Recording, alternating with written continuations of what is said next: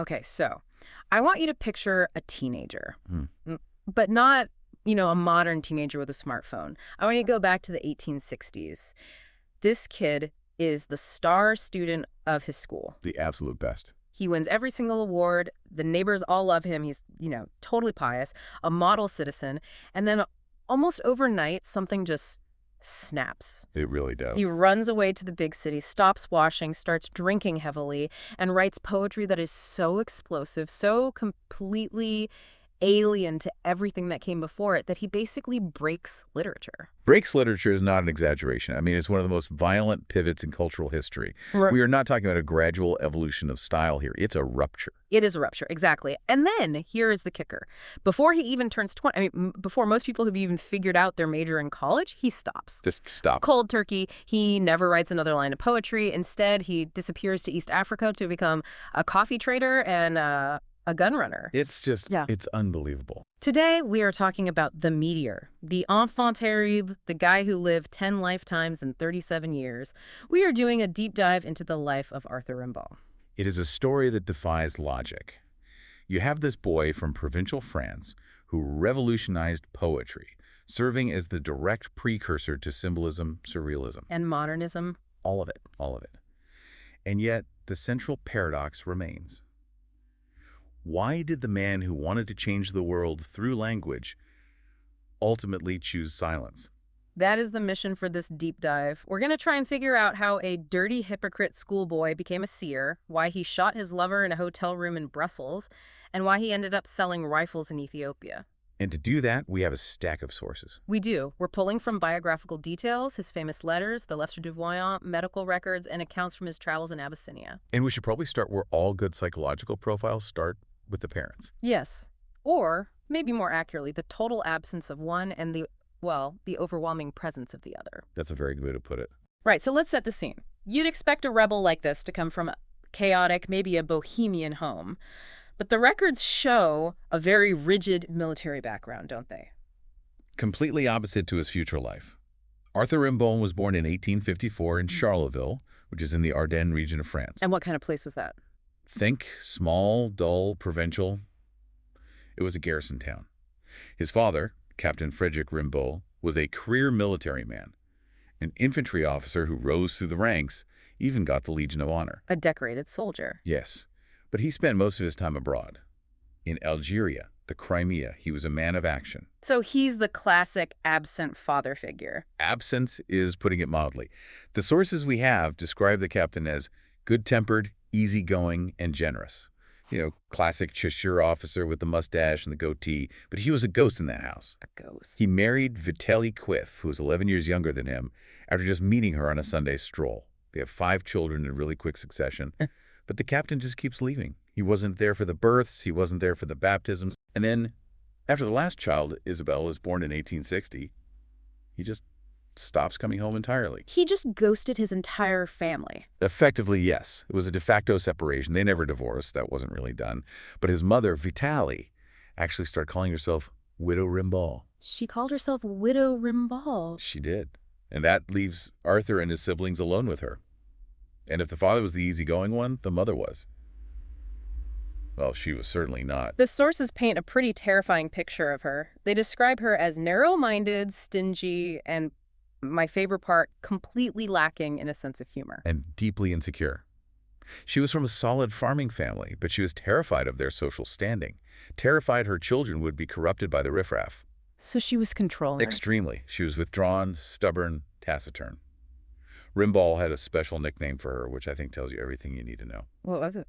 Mouth of Darkness, or Bouche d'Homme. Wow. Mouth of Darkness. That sounds like something out of a horror movie. It's actually a reference to a Victor Hugo poem, which just goes to show how literate Rimbaud was, even as a child.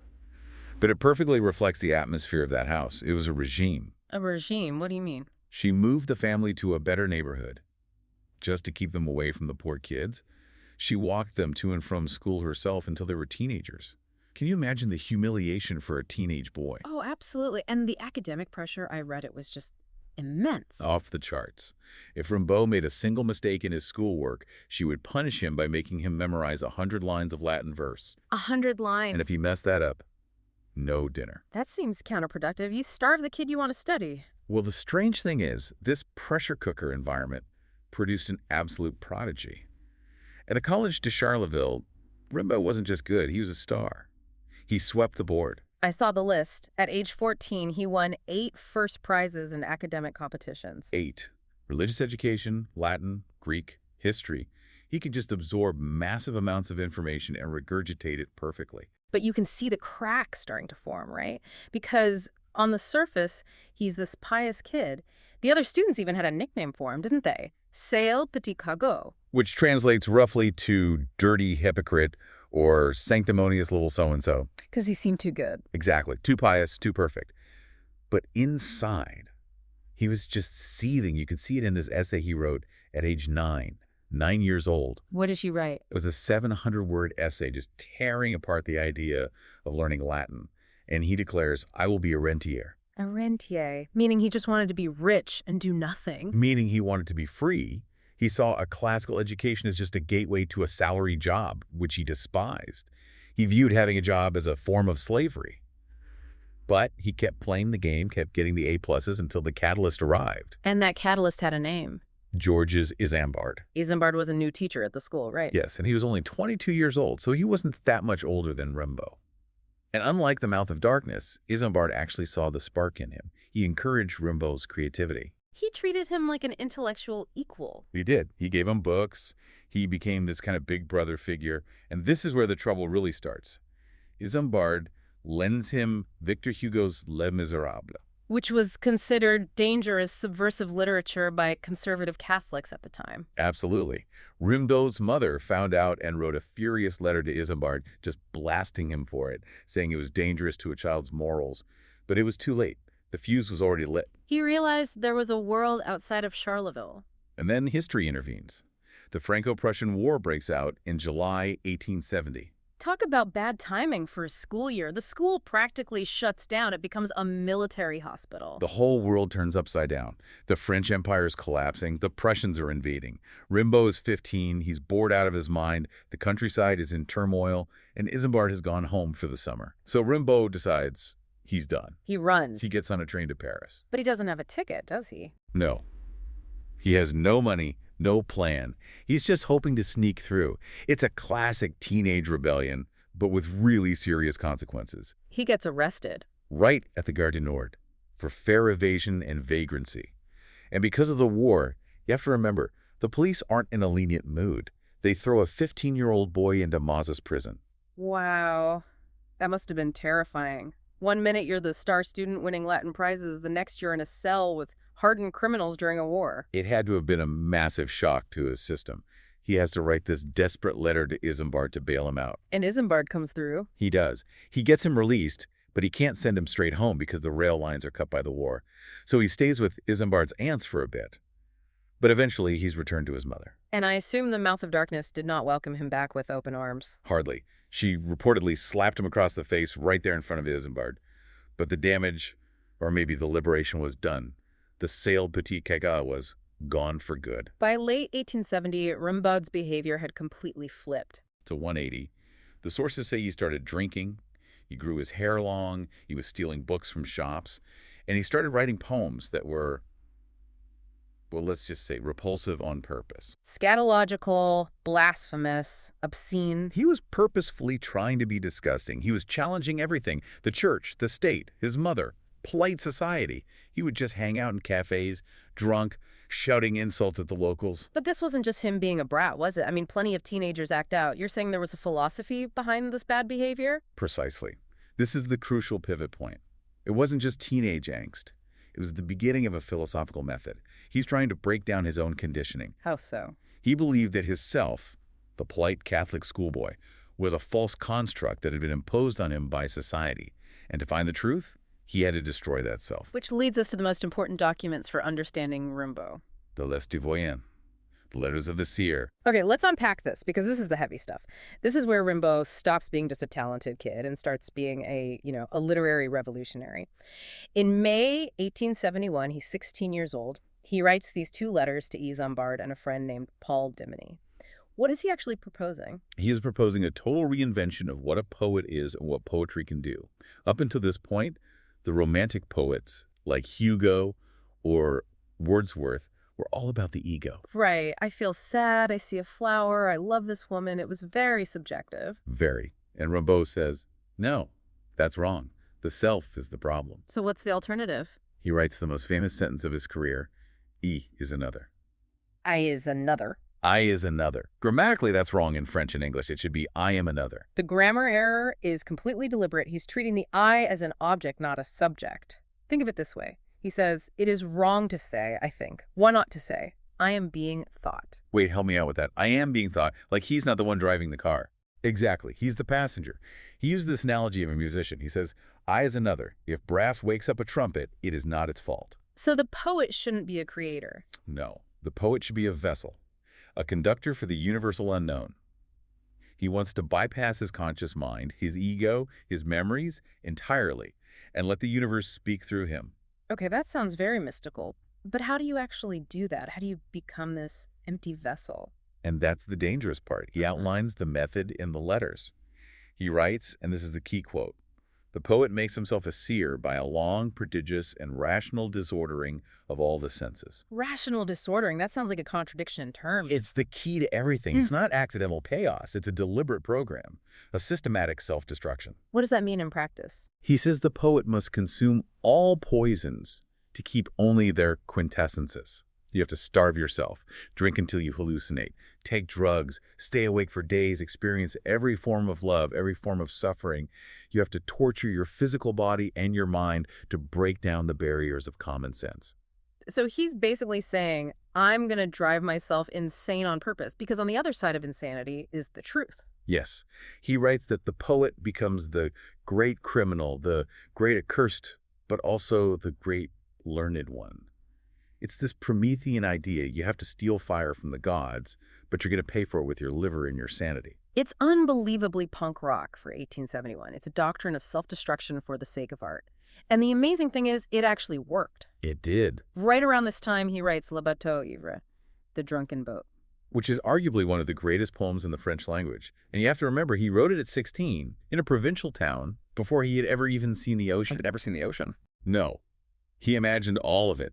The poem is 100 lines long. It's written from the perspective of a boat. Not a person on a boat, but the boat itself. I is another. The boat is the I. Precisely.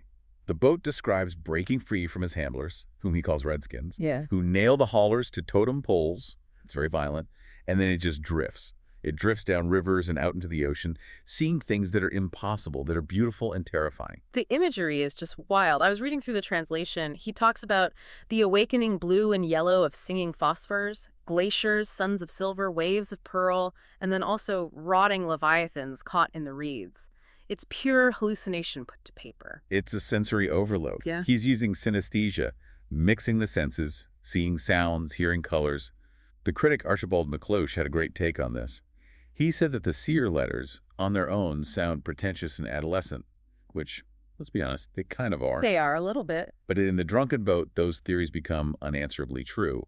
He proved that his method could produce something that standard, polite poetry couldn't even touch. So he's got the philosophy, he's got the proof of concept in the poems, but he's still stuck in Charleville with the Mouth of Darkness. He needs to get to where the action is. He needs Paris. And he needs a way in, a sponsor. Enter Paul Verlaine. Now, we need to contextualize Verlaine. He wasn't some nobody.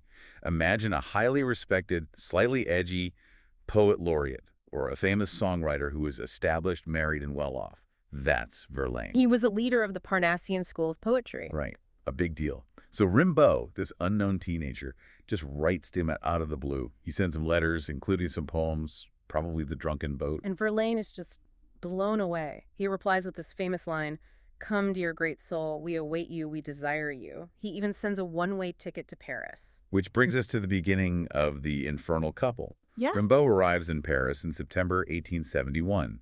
And the reality of Arthur Rimbaud was, well, it was shocking to everyone. Yeah, picture this from Verlaine's perspective. He's expecting a sophisticated intellectual. Instead, he opens the door and there's this peasant kid. The descriptions are brutal.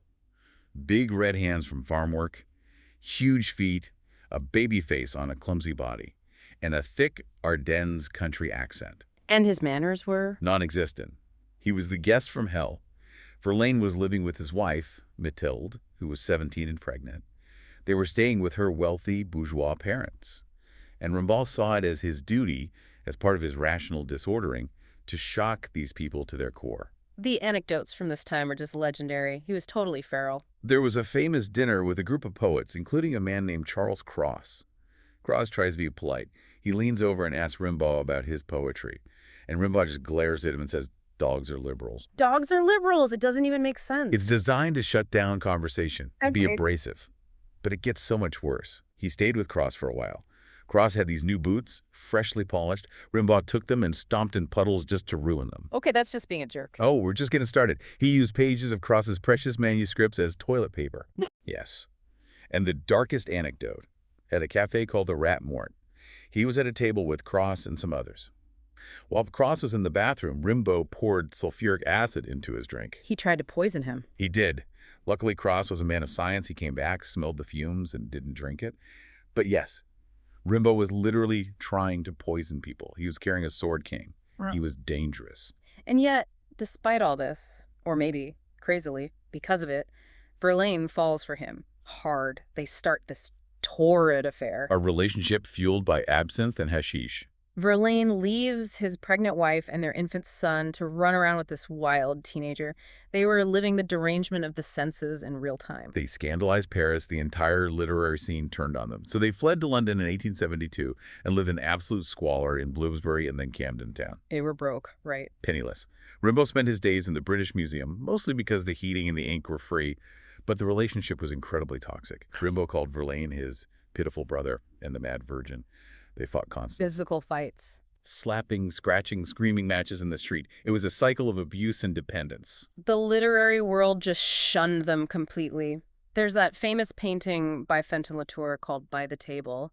It features Verlaine and Rimbaud sitting together. But originally, there was supposed to be another poet, Albert Marat, in the painting. Right, and Marat flat out refused to be painted with pimps and thieves, as he called them. So Fenton Latour had to paint him out and replace him with a flower vase. That's how marginalized they were. So things are just spiraling. Verlaine is torn. He keeps trying to go back to his wife, but Rimbaud keeps dragging him back into the chaos. Finally, Verlaine has a breakdown. He runs away to Brussels. He starts drinking heavily. He summons Rimbaud to the hotel. Rimbaud arrives. They argue. And then the gun. July 1873. The climax of this whole tragic story. We have to slow down here because this moment changes everything for both of them. They are in a small hotel room in Brussels. It's hot. They've been drinking all day. Verlaine is hysterical, crying, threatening suicide. He goes out and buys a 7mm revolver. And Rimbaud is packing his bags at this point, right? He's had enough. He says, "I'm leaving." He says he's done. He's going back to Paris, maybe back home. Verlaine locks the door. He shouts, "Here's for you, since you are leaving," and fires 2 shots at point-blank range. 2 shots? One goes into the wall. The other hits Rimbaud in the left wrist. It's such a messy, pathetic scene. It's not a duel. It's just a drunken, desperate outburst. Rimbaud is bleeding, and Verlaine immediately snaps out of it. He starts crying, begging for forgiveness, saying, "I've killed you." They go to the hospital to get the wound dressed. And Rimbaud initially decides not to press charges. He just wants to get away. He just wants to leave. But the drama isn't over. On the way to the train station later that day, Verlaine starts acting crazy again, putting his hand in his pocket where the gun still is. Rimbaud panics. He thinks Verlaine is going to shoot him again, right there in the street. So he runs. He sees a policeman on the street and begs for help. And that's the end of the affair. Verlaine is arrested. And because of the morality of the time, the police are far more interested in their sexual relationship than the actual shooting. He's subjected to these humiliating physical examinations to prove his homosexuality. The whole thing is a nightmare for him. He's sentenced to 2 years in prison with hard labor. And Rimbaud goes back to Charleville, wounded and alone. And in the aftermath of that violence, amidst the wreckage of his life, he writes A Season in Hell. Une saison en enfer. This is the reckoning. It is a psychological autobiography written in what Verlaine later called diamond prose. It's sharp, it's hard, and it's brilliant. He's analyzing his own descent into hell, isn't he? Yes. He looks back at his entire project to become a seer, and he dissects it. He refers to Verlaine as the mad virgin and himself as the hellish husband. He calls their life together a domestic farce. There's a key line in there that I think sums it all up. He writes, "One evening, I sat Beauty on my knees, and I found her bitter, and I injured her." I injured What her. does that mean to you? I think it means he took the classical romantic idea of beauty, the nice, pretty, comforting poetry, and he realized it was a lie. He tried to force it to be something else, something truer and darker. But in the process, he hurt himself and everyone around him. It feels like he's performing an exorcism on himself. He's acknowledging the incredible cost of his method. Exactly. He's admitting the failure of his ambition to reinvent life through chaos. And then, in that same period, he writes or finishes Illuminations. These are prose poems, completely unstructured, hallucinatory, dreamlike. They are arguably the birth of modern verse. When you say prose poems, you mean they don't rhyme, they don't have a meter. Right. No Alexandrine meter, no rhymes, no traditional structure at all. Just these dense blocks of intense imagery. Things like, I have stretched ropes from steeple to steeple, garlands from window to window, golden chains from star to star, and I danced. It's pure freedom on the page. But here's the unbelievable twist. They were published in 1886 by Verlaine. By that time, Rimbaud didn't even know. He might not even cared. And this is the part that baffles everyone. He finishes these incredible, revolutionary works. He's barely 20 years old. And then, silence. He stops. The Great Silence. The poet Mallarmé called him a meteor, arising alone, then vanishing. The philosopher Camus called it a spiritual suicide. But why? Why do you think he did it? I mean, really, his friend Delahaye said later that Rimbaud simply forgot he had been a poet. How do you forget being a genius? That's the great mystery, isn't it? There are theories. Some say he just burned out, that the derangement of the senses was physically and mentally unsustainable. You can't live on absinthe and no sleep forever. That makes sense. Others say he felt he had failed, that poetry didn't actually change reality, so it was useless. It was just words. Or maybe, and this is my theory, maybe he just grew up. Maybe he looked at the bohemian life, the starving artist routine, and saw it as just another form of posing, another trap. It's absolutely possible. He famously said later in life to someone who asked about his poetry, I don't care about it. It slops.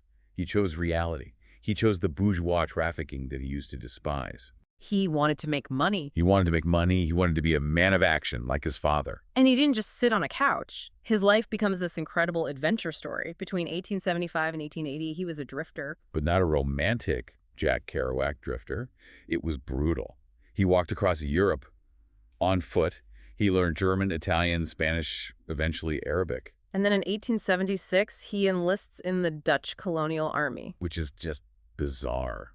Why the Dutch army? Just to get a free boat ride to Java in Indonesia, he wanted to see the East. And as soon as he got there, he deserted. Immediately, he fled into the jungle. If they had caught him, he would have faced a firing squad. He managed to sneak back to France on a ship, working his passage. Then he's in Cyprus. Working as a foreman in a stone quarry. Hard, brutal labor, blowing up rocks under the Mediterranean sun. He catches typhoid and has to go home to recover. But he can't stay. The itch to move is too strong. And that leads him to his second and final life, the African merchant. Now, we need to really dive into this because this is the part that gets glossed over in literature class. You think of Rimbaud, the poet in Paris. You don't think of Rimbaud, the trader in Ethiopia. But he spent the last decade of his life there. From 1880 on. He settles in Aden, in Yemen, which was a British protectorate, and then he crosses the Red Sea to Harar in Ethiopia. And you have to understand, Harar was a forbidden city back then, a walled city, very dangerous for outsiders. Rimbaud was the first European to settle there for trade. And what was his day-to-day life like? Was he writing diaries? Poetry? Not poetry. He was writing ledgers. He was weighing coffee beans. He was overseeing the export of Harar coffee and musk and ivory and hides. He became friends with the governor, Ras McConnon. Who, fun fact, was the father of the future emperor of Ethiopia, Haile Selassie. The very same. So Rimbaud is a respected businessman. But he's not happy. His letters home are heartbreaking, aren't they? They really are. He's lonely, he's bored, he complains about the food, the heat, the locals, the other Europeans. He writes to his mother asking for books on hydraulic engineering or metallurgy. He's trying to find some project. And he's obsessed with making money. He has this dream of saving up enough to return to France, get married, and have a son. It's the exact bourgeois dream he used to mock and ridicule. But the nasty fellow of Paris, the acid-throwing punk, was gone. Completely. The travelers who met him in Africa had no idea he was a world-famous poet. They described him as intelligent, quiet, Secretive and honest in business, he lived with incredible simplicity. A complete personality 180. But he did try one big risky score to make his fortune. The arms deal. Yeah. And this just sounds like a disaster movie waiting to happen. It was an absolute nightmare from start to finish. In 1885, he gets involved in this plan to sell thousands of old rifles, percussion caps, essentially outdated tech to Menelik II, the king of Shewa, who was trying to unite Ethiopia. This was going to be his ticket home. He thought so, but the logistics were insane. He had to transport thousands of rifles on camels across the Danakil Depression. Which is one of the hottest, most inhospitable places on Earth. Absolutely. It took months. Rimbaud was physically leading this caravan through the desert. And while he's doing this, his partners are dropping like flies. It's unbelievable. His 2 European partners died while he was on the journey, one of cancer, one of a stroke. So Rimbaud is left completely alone, holding all the risk. He finally reaches Menelik's camp. But it's too late. By the time he gets there, Menelik has already won the battles he needed the guns for. The urgency is gone. So the demand is just evaporated. And Menelik is a shrewd king. He knows Rimbaud is desperate. He negotiates the price way, way down. He forces Rimbaud to deduct debts that his dead partners supposedly owed him. Rimbaud was carrying these heavy gold belts around his waist, weighing him down physically, stressing him out mentally. When the dust finally settled, he had actually lost money on the deal. That is just tragic irony. He gives up art for commerce, suffers immensely for it, and then he fails at the commerce part too. He was dismayed. He wrote home, "I have white hair. I am losing my teeth." He felt cursed by his life. And then his body just gives out. The final chapter begins in February 1891. He's in Aden, and he starts feeling this pain in his right knee. He thinks it's arthritis, or maybe a varicose vein, but it gets worse very rapidly. A British doctor in Avon misdiagnoses it as tubercular synovitis and tells him, "You need to amputate." And Rimbaud is terrified. He decides he has to go back to France for proper medical care. The voyage back sounds like absolute hell. It was. They carried him onto a steamer on a mattress. The voyage took 13 days. Imagine 13 days on a rocking boat in the Red Sea in the Mediterranean with a leg that is essentially being eaten alive by cancer. He was in constant agony. He arrived in Marseille a skeleton. He is admitted to the Hôpital de la Conception. They amputate his leg on May 27th, and the diagnosis is osteosarcoma. Bone cancer. Advanced. And even then, he doesn't give up. He buys a wooden leg. He tries to learn to walk. He goes back to his family home in Charleville, but the mouth of darkness is still there, and the house is cold and unforgiving. He's miserable, and the cancer is spreading. To his lungs, his other arm. And he becomes obsessed with going back to Africa, doesn't he? Yes. That's all he talks about. He keeps saying, "I have to catch the steamer." He leaves Charleville and takes the train back to Marseille, intending to get on a boat, but he only makes it as far as the hospital. His health completely collapses. And this is the end. He's 37 years old. His sister Isabel is by his side. He's delirious. He's hallucinating about columns of ivory and sacks of coffee. And in his final moments, he turns back to religion. He confesses to a priest. The priest who attended him said, "I have never seen such strong faith." Which brings the entire paradox full circle. The sale petit cagot, the blasphemer who wrote shit on God on park benches, the seer who tried to storm the gates of heaven, dying in the arms of the church. He died on November 10th, 1891. He was buried back in Charleville under a simple monument next to his sister Vitaly. His mother paid for a first-class funeral, concerned with appearances right to the very end. It's such a quiet end for such a loud, explosive life, but the noise he made, it just echoed. Absolutely. The poet Paul Verlaine said, "All known literature is written in the language of common sense, except Rimbaud's." He broke the mold. And you see his DNA everywhere. Bob Dylan mentions him in Blood on the Tracks. Jim Morrison wrote a letter to Rimbaud's old professor asking about him. Patti Smith, she practically worshipped him. They all wanted to be the seer. They all wanted that dangerous freedom. Even his name is literally carved into the Temple of Luxor in Egypt, not because he was a poet, but because he was just a traveler who passed through and signed his name. He's literally etched into history. So here's where it gets really interesting for me. The final thought to chew on. Rimbaud spent the first half of his life trying to become a seer through poetry, and the second half running away from it. Mallarmé said he surgically removed poetry from himself while still alive. Exactly. So in a world where everyone is desperate to be famous, desperate to be an influencer or an artist, what does it mean that arguably the greatest genius of his age looked at his own gift and said no thanks? Right.